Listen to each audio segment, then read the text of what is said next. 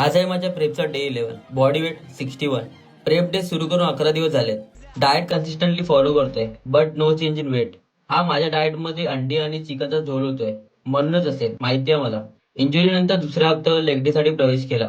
पण लेगच्या पंप मध्ये काय चेंज नाही. तो तसाच आहे.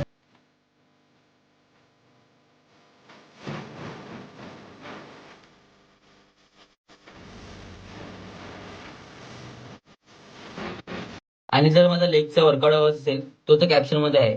तो कॅप्शन मध्ये दिसेलच.